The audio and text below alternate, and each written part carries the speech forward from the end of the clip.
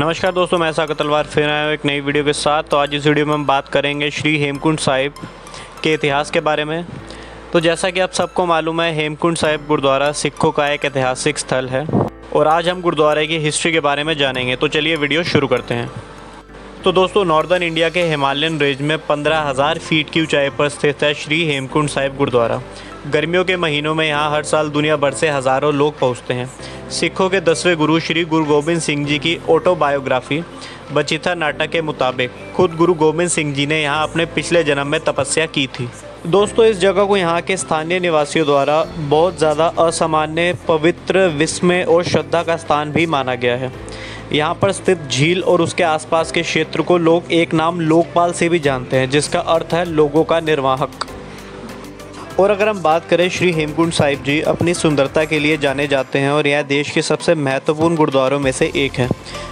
दोस्तों, गुरुद्वारे के पास ही एक सरोवर भी है। इस पवित्र जगह को अमृत सरोवर अर्थात अमृत का तालाब भी कहा जाता है और यह सरोवर लगभग 400 गज लंबा और 200 गज चौड़ा है। यह चारों तरफ से हिमालय की 7 चोटियों से घिरा हुआ है। इन चोटियों का रंग वायुमंडलीय स्थितियों के अनुसार अपने आप बदल जाता है। अगर हम इन चोटियों के रंगों की बात करें तो कभी ये चोटियाँ बर्फ़ सी सफ़ेद हो जाती हैं, कभी सुनहरे रंग की, कभी लाल रंग की और कभी भूरे नीले रंग की भी दिखती हैं।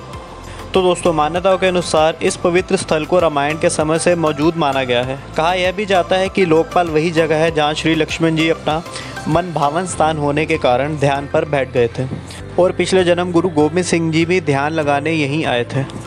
दोस्तों, मान्यताओं के अनुसार गुरु गोबिंद सिंह जी ने अपनी आत्मकथा विचित्र नाटक में इस जगह के बारे में अपने अनुभवों का उल्लेख भी किया है। उन्होंने यह कहा है कि श्री हेमकुंड साहिब के बारे में कहा जाता है कि यह जगह 2 से अधिक सदियों तक गुमनामी में रही है। गुरु गोबिंद सिंह जी ने अपनी आत्मकथा विचित्र नाटक में इस जगह के बारे में बताया, तब जाकर यह जगह अस्तित्व में आई। और दोस्तों, हेमकुंड साहिब औपचारिक रूप से गुरुद्वारा श्री हेमकुंड साहिब के रूप में जाना जाता है। यह स्थान भारत में देवभूमि उत्तराखंड के चमोली ज़िले में एक प्रमुख तीर्थ स्थल के रूप में भी प्रसिद्ध है। और साथ ही दोस्तों, वही सर्वे ऑफ इंडिया के अनुसार यह 7 पर्वत चोटियों से घिरा हुआ एक हेमनदी झील के साथ 4,632 मीटर यानी लगभग 15,000 फीट की ऊंचाई पर हिमालय में स्थित है।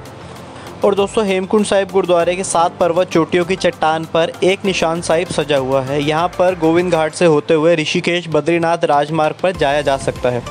गोविंद घाट के पास प्रमुख शहर जोशीमठ है। और दोस्तों, इसके अलावा दसम ग्रंथ में यह भी कहा गया है कि जब पांडु हेमकुंड पहाड़ पर गहरे ध्यान में थे तो भगवान ने उन्हें सिख गुरु गोबिंद सिंह जी के रूप में यहाँ पर जन्म लेने का आदेश भी दिया था। और दोस्तों, अगर हम बात करें हेमकुंड की भौगोलिक स्थिति का पता लगाने वाले पहले इंसान कौन थे, तो कहा यह जाता है पंडित तारा सिंह नरोत्तम जी, जो 19वीं सदी के निर्मला विद्वान थे। वह हेमकुंड की भौगोलिक स्थिति का पता लगाने वाले पहले सिख थे। श्री गुड़ तीरथ संग्रह में जो 1884 में प्रकाशित हुआ था, इसमें उन्होंने इसका वर्णन 508 सिख धार्मिक स्थलों में से एक के रूप में किया है। और इसके बाद फिर प्रसिद्ध सिख विद्वान भाई वीर सिंह ने हेमकुंड के विकास के बारे में खोजकर महत्वपूर्ण भूमिका निभाई थी। और फिर भाई वीर सिंह का वर्णन पढ़कर संत सोहन सिंह, जो एक रिटायर्ड आर्मी मैन थे, उन्होंने हेमकुंड साहिब को खोजने का फैसला किया और वर्ष 1934 में वो सफल भी हो गए। और दोस्तों, कहा यह भी जाता है पांडुकेश्वर में गोविंद घाट के पास संत सोहन सिंह ने स्थानीय लोगों के पूछताछ के बाद वो जगह ढूंढ भी ली थी जहां पर राजा पांडु ने तपस्या की थी और बाद में झील को भी ढूंढ निकाला, जो लोकपाल के रूप में जानी जाती थी। तो दोस्तों, अगर हम बात करें श्री हेमकुंड साहिब की संरचना के बारे में तो कहा जाता है 1937 में गुरु ग्रंथ साहिब को यहाँ स्थापित किया गया था, जो आज दुनिया में सबसे ज़्यादा माने जाने वाले गुरुद्वारे का स्थल है।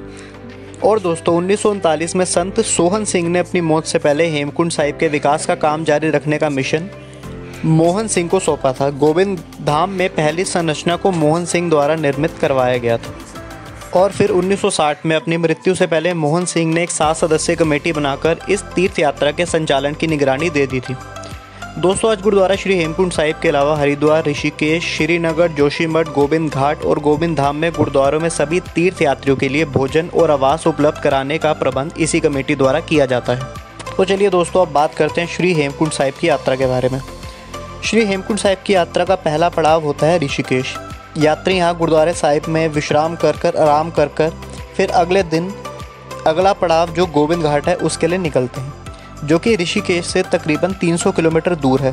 और यहीं रास्ते में सबसे पहले देवप्रयाग पड़ता है, जहाँ पर अलकनंदा नदी और भागीरथी नदी मिलकर गंगा जी का निर्माण करती हैं। और बाद में फिर कर्णप्रयाग, रुद्रप्रयाग, जोशीमठ और विष्णुप्रयाग होते हुए गोविंद घाट पहुँचते हैं।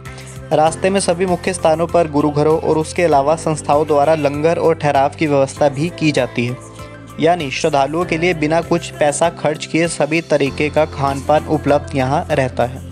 और दोस्तों, गोविंद घाट में दूसरी रात विश्राम करके यात्रा का दूसरा चरण अगले दिन स्टार्ट होता है। यहाँ से श्री हेमकुंड साहिब की दूरी 19 किलोमीटर रह जाती है, जो आप पैदल या घोड़े से भी पूरी कर सकते हैं। लेकिन कहा यह जाता है अंतिम 3 किलोमीटर जो ग्लेशियर वाला हिस्सा है वह सिर्फ पैदल ही तय करना होता है। और दोस्तों, कुछ यात्री पहले 13 किलोमीटर तय कर गोविंद धाम में आराम करते हैं एक रात, फिर अगले दिन बाकी के 6 किलोमीटर की चढ़ाई पूरी करते हैं। और कहा जाता है कि अगर आप गोविंद धाम से श्री हेमकुंड साहिब गुरुद्वारे जाते हैं तो आपको सुबह 5 बजे अपने गुरुद्वारे या होटल जिस पे भी आप रुके हैं वहाँ से निकलना ही होता है, क्योंकि आखिरी के 6 किलोमीटर लगभग पूरे करने में 5 से 6 घंटे लग जाते हैं। और यात्रियों को दर्शन करके 1:30 से 2 बजे तक वहाँ से निकलना होता है और वापस नीचे आना होता है, क्योंकि 1:30-2 बजे के बाद ऊपर दर्शन बंद कर दिए जाते हैं, फिर सीधा अगले दिन ही खुलते हैं। सो दोस्तों, ये सब इसलिए करना पड़ता है क्योंकि हेमकुंड साहिब का मौसम कभी भी ख़राब हो जाता है कि मौसम का प्रेडिक्शन हम नहीं कर सकते। तो साथ ही दोस्तों, आपको ये भी बताना चाहूँगा, हेमकुंड साहिब की 19 किलोमीटर की चढ़ाई में आपको प्राकृतिक सुंदरता देखने को मिलती है। यहाँ पर आपको काफ़ी पानी के झरने देखने को मिलेंगे, साथ ही छोटी छोटी नहरें, बर्फ़ के पहाड़ के साथ साथ आपको ग्लेशियर भी देखने को मिलते हैं। तो दोस्तों, इस वीडियो को यहीं पर ख़त्म करते हैं। अगर आपको वीडियो अच्छी लगी हो तो वीडियो को लाइक, कमेंट एंड शेयर करना, चैनल को सब्सक्राइब करना। सो मिलते हैं नेक्स्ट वीडियो में, तब तक के लिए bye bye, thank you for watching.